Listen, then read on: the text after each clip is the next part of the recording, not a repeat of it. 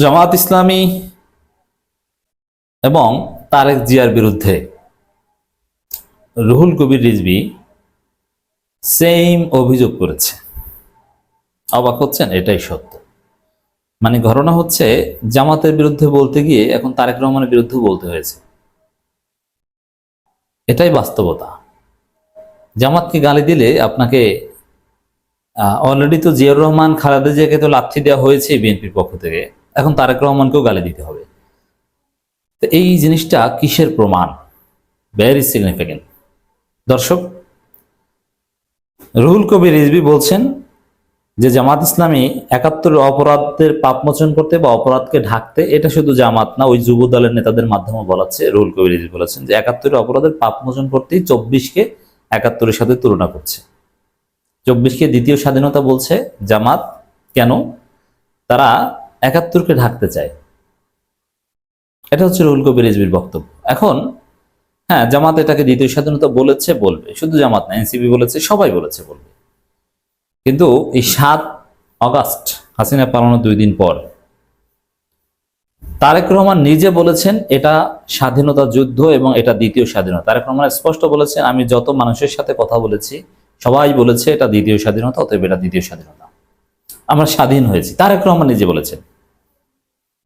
তাহলে জামাত দ্বিতীয় স্বাধীনতা বলে, জামাতকে রুহুল কবির রিজভী গালি দিলেন, তাহলে এই গালিটা তারেক রহমানের বিরুদ্ধেও দেওয়া হলো। তারেক রহমান সেই বক্তব্য কি ডিলিট করতে পারবেন? এটা তো আমাদেরকে সেভ করা আছে যে দ্বিতীয় স্বাধীনতা হিসেবে আখ্যায়িত করেছে। অতএব জামাতের বিরুদ্ধে বলতে গিয়ে তারেক রহমানের বিরুদ্ধে বলা হয়ে গেল। এখন এই বিষয়টা কিসের ইঙ্গিত দেয় এটা একটু দেখেন। এটা হচ্ছে একটা পলিটিক্যাল রিয়ালিটি। দেখেন, মুক্তিযুদ্ধ ব্যবসা এটা আওয়ামী লীগ করতে পারবে, এটা আওয়ামী লীগের মানায়। আর বিএনপি মুক্তিযুদ্ধ ব্যবসা করবে, এটা হাস্যকর এবং অসম্ভব। এটা কাঁঠালের আমসত্তার মতো, এটা সম্ভব না ভাই। আমরা কাছে ঢেকি, একদমই সম্ভব না। কেন সম্ভব নয়? বিএনপির প্রতিষ্ঠাই হচ্ছে মুক্তিযুদ্ধের ৮ বছর পরে। বিএনপি যদি ৭১ সালে থাকতো, বিএনপি প্রতিষ্ঠিত হয়েছে মুক্তিযুদ্ধের ৮ বছর পরে। আবার বিএনপি প্রতিষ্ঠার সময় একটা বড় অংশ ছিল এই দলের রাজাকার, এবং বুঝে শুনে জিয়াউর রহমান রাজাকার, এবং জিয়াউর রহমান নিজেই পাকিস্তানের চর ছিল বলে অভিযোগ আছে। এবং এই অভিযোগ কাদের আছে? মুক্তিযোদ্ধাদের এই অভিযোগ, মুক্তিযুদ্ধের নেতৃত্ব দানকারী দলের অভিযোগ, জিয়াউর রহমান ছিল মূলত রাজাকার এবং পাকিস্তানের চর, এবং তিনি স্বাধীনতার ঘোষক নন। এটা মুক্তিযুদ্ধের নেতৃত্ব দানকারী দলের স্ট্যান্স। আদালত রায় দিয়েছে যে জিয়াউর রহমান স্বাধীনতার মুক্তিযুদ্ধের ঘোষক নন। সেই আদালতেই তো বিএনপির পূর্ণ আস্থা বা বিশ্বাস, সেই সংবিধানেই পূর্ণ আস্থা বা বিশ্বাস, সেই মুক্তিযুদ্ধেই তো ব্যবসা করতে চায়। এখন যে সময় বিএনপির জন্মই হয়নি, বিএনপি যখন ছিল না, সেই সময়ের ঘটনা নিয়ে যদি বিএনপি ব্যবসা করতে চায়, এটা কি কখনো সম্ভব? একদম সম্ভব নয়। এজন্য এই কাজ করতে গেলে বিএনপির লেজে গবরে অবস্থা হবে। এই মুক্তিযুদ্ধ ব্যবসা করতে গেলে দেখবেন যে বিএনপি নেতাই জামাতের বিরুদ্ধে বলতে যে বা ব্যবসা করতে যে জিয়াউর রহমানকে গালি দিয়ে ফেলেছে, খালেদা জিয়াকে গালি দিয়ে ফেলেছে, এমনকি তারেক রহমানকেও গালি দিয়ে ফেলেছে। এটাই হয়েছে। এই যে মির্জা আব্বাস, রুহুল কবির রিজভী, এরা দ্বিতীয় স্বাধীনতা যারা বলে তাদেরকে স্বাধীনতা বিরোধী বলেন, রাজাকার বলেন। তাহলে দ্বিতীয় স্বাধীনতা তো তারেক রহমানই বলেছেন। আর খালেদা জিয়া তো হারে হারে টের পেয়েছেন এটা দ্বিতীয় স্বাধীনতা কিনা, কারণ তিনি পরাধীন ছিলেন। সংস্কার করবে নির্বাচিত সরকার, আপনারা প্রস্তাব দিতে পারেন। বিএনপির আর একটা আকীদা স্পষ্ট যে এই যে সংস্কার কমিশন, এরা যা সুপারিশমালা তৈরি করতে পারবে কিন্তু বাস্তবায়ন করতে পারবে না। কিন্তু না, বিএনপির এই কথায় কাজ হবে না। এই সরকারকে বাস্তবায়ন করতে হবে। সংস্কার বাস্তবায়নের আগে নির্বাচনের নাম কেউ মুখে নিতে পারবে না, নিলে ওটার কোনো দাম নেই। সংস্কার এখন নির্বাচনে অসম্ভব। বিএনপির সিনিয়র যুগ্ম মহাসচিব অ্যাডভোকেট রুহুল কবির রিজভী, আবাসিক নেতা, বলেছেন, কেন গণপরিষদ দিতে হবে? বাংলাদেশ কি বিচ্ছিন্ন হয়ে গিয়েছিল? গণপরিষদ তখনই হয় একটি দেশ নতুন স্বাধীন হয়। স্বাধীন হওয়ার পর যে দেশে আইন থাকে না, সংবিধান থাকে না, সরকার থাকে না। দেখেন, এই যে বিএনপির বলে না অসুস্থ, এরা পড়াশোনা করে না। দেখবেন যে এদের কাছে কোনো বই পুস্তক নেই। এরা চেয়ার টেবিলে গত 15 বছরে বসেছে কিনা সন্দেহ আছে। এদের মাথায় কোনো ব্রেন নাই। এরা কোনো রকম পাশ করে একটা চাকরিতে ঢুকেছে। এদের রেজাল্ট অত্যন্ত দুর্বল। এরা ছাত্র জীবনে কেউ ভালো ছাত্র ছিল না। এই যে গণপরিষদ কখন কি এগুলো বুঝে না তো, এরা জানেই না যে একটা দেশ স্বাধীন হওয়া ছাড়াই যে গণপরিষদ হতে পারে। এই যে নেপালে 2009 সালে 2013 সালে গণপরিষদ ছিল, তাদের অধীনে নির্বাচনও হয়েছে, সংবিধান প্রণয়ন করা বা ইত্যাদি ইত্যাদি, সাংবিধানিক প্রণয়ন কমিটি, আপনি যাই বলেন না কেন। ওই নেপাল কি 9 সালে 13 সালে স্বাধীন হয়েছিল? মানে এরা জানে না, এরা পৃথিবীটাকে মনে করে যে আমরা যা বুঝি ওইটাই। এরপরে দেখেন এখানে গণপরিষদ এটা কেন দরকার? যেমন নির্বাচন কিভাবে হবে, সংসদে আসন কয়টা হবে, কি এটা যদি এই সংসদ, এটা বলে যে সংসদ হবে, সংসদ সংস্কার করবে। আচ্ছা, সংসদটা কেমন হবে এটাই তো সংবিধানে থাকবে। সেই সংবিধানেই যদি আপনার গ্রহণ না করা হয়, তাহলে আপনি কিভাবে সংসদ গঠন করবেন? তাহলে তো একদম সব হাসিনা বানিয়ে দেওয়া দরকার। একটু সামান্য পরিবর্তন, আপনি এই যে বিএনপি একটু বলে যে ন্যূনতম সংস্কার নির্বাচন কেন্দ্রিক, এই নির্বাচন কেন্দ্রিক সংস্কার করতে হলেই তো আপনার গণপরিষদ লাগবে। কারণ নির্বাচন কেন্দ্রিক সংস্কারের ওই বিষয়টা তো সংবিধানে দিতে হবে। ডক্টর ইউনূস সরকার বা অন্তর্বর্তীকালীন সরকার অধীনে যে নির্বাচন, এটার বৈধতাই তো সংবিধানে দিতে হবে, নইলে তো আপনার ওই নির্বাচন মামলার মাধ্যমে বাতিল হয়ে যাবে।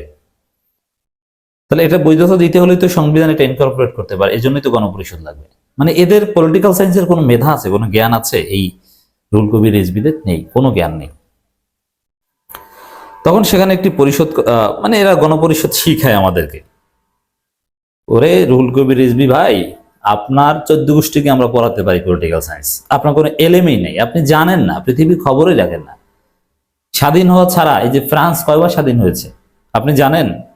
ফ্রান্সে কয়বার রিপাবলিক ঘোষণা করা হয়েছে? স্বাধীন হওয়ার সাথে এগুলোর সম্পর্ক কে বলেছে আপনাকে?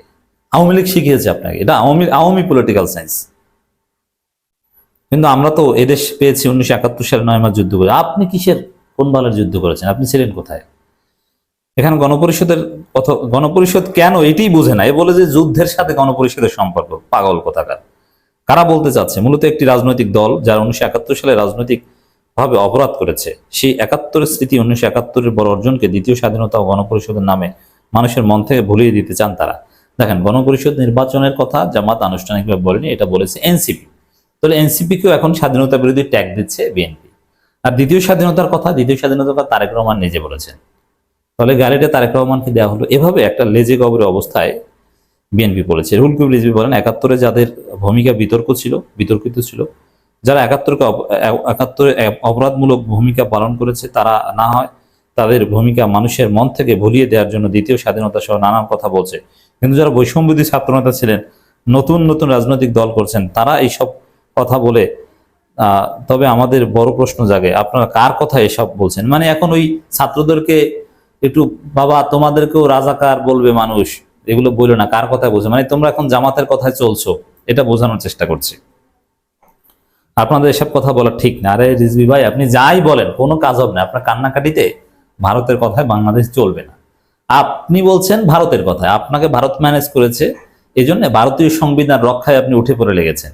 আর ওই ভারতীয় ওই বালের সংবিধান আমরা লাথি মারি, ওগুলো আমরা বাংলাদেশে থাকতে দিব না। ওটা ভারতীয় সংবিধান, ওটা মুজিবের সংবিধান, ওটা হাসিনের সংবিধান। ওই মুজিব হাসিনা ভারতের সাথে প্যাকেট করে আপনাকেও ওই ভারতে পাঠিয়ে দেওয়া হবে। এই সংবিধান বাংলাদেশে চলবে না ভাই। এইসব কান্নাকাটি করে কোনো লাভ নেই। ছাত্রদেরকে রাজাকার ট্যাগ দিবেন, ভয় দেখি কোনো লাভ নেই। তিনি বলেন, সংস্কারের কথা বলে জনগণের সাথে নির্বাচনী লুকোচুরি খেলছেন। একবার বলেন মার্চ, একবার জুন, একবার ডিসেম্বর। কেন অন্তর্বর্তী সরকার এই লুকোচুরি খেলছে? এই লুকোচুরি খেলছে এই কারণে যে আসলে নির্বাচনের কোনো পরিবেশ তৈরি হয়নি, নির্বাচন অনেক দেরি হবে, এই কারণে এক এক সময় এক এক কথা বলছে। এই বিএনপি নেতা বলেন, যারা আওয়ামী লীগের দোসর, অন্যায় যারা করেছে, র্যাব পুলিশ গুলি করেছে, হেলিকপ্টার থেকে গুলি করে শিশু তরুণদের হত্যা করা হয়েছে, যে রক্তাক্ত জনপদ তৈরি করেছিল শেখ হাসিনা, সেই হাসিনা সহ দোষীদের বিচার করতে এতদিন লাগবে কেন? দেখেন, এখানে আওয়ামী লীগের বিরুদ্ধে কোনো কথা নাই। হাসিনার বিচার নিয়ে কথা বললে তাও অভিযোগটা ডক্টর ইউনূসের বিরুদ্ধে। মানে ডক্টর ইউনূসের বিরুদ্ধে জিকির করা এখন বিএনপির পেশা হয়ে দাঁড়িয়েছে। জনগণ কবে নির্বাচিত প্রতিনিধি নির্বাচন করতে পারবে? 2029 সালের মধ্যে করলেই তো আপনার এই বালের সংবিধান ঠিক থাকে, তাই না? আপনার এই ভারতের সংবিধান কি বলে নির্বাচন কবে করতে হবে? 2029 সালের মার্চে, তার আগে নির্বাচন করা মোটেও জরুরি নয়। আন্দোলন কি নির্বাচনের জন্য হয়েছে, এমন প্রশ্নের জবাবে রিজভীর অবশ্যই গণতন্ত্র কেড়ে নিয়েছে শেখ হাসিনা। না, নির্বাচনের সাথে এই আমাদের 5 আগস্টের বিপ্লবের কোনো সম্পর্ক ছিল না। তিনি বলেন অন্তর্বর্তী সরকার যে কাজ সেই কাজ না করে অন্য কাজ করছে, আওয়ামী কালো টাকা ছড়িয়ে বাজারে সিন্ডিকেট যায়। অন্তর্বর্তী সরকারের কাজ হচ্ছে সংস্কার করা, সংস্কার করবে। বিএনপির এই কান্নাকাটিতে কোনো কাজ হবে না। আর বিএনপি ভেঙে যাবে, বিএনপি 2 গ্রুপে ভাগ হয়ে যাচ্ছে, আমরা লক্ষণ দেখতে পাচ্ছি। আর বিএনপি এতটাই লেজে গোবরে অবস্থা করেছে যে জামাতকে গালি দিতে গিয়ে তারেক রহমানকেই গালি দেন। রুহুল কবির রিজভী আসলে নিজে চরথাপ্পর খান কিনা তারেক রহমানের, কে জানে যে তারেক রহমানকে গালি দেওয়া হয়ে গেল। একটা কঠিন পরিস্থিতি রুহুল কবির রিজভী। আর মাথা ঠিকমতো কাজ করছে না, পলিটিক্যাল সায়েন্স বুঝে না, গণপরিষদের সাথে স্বাধীন ভূখণ্ডে রিলেট করে এরা শিখছে এই বাল।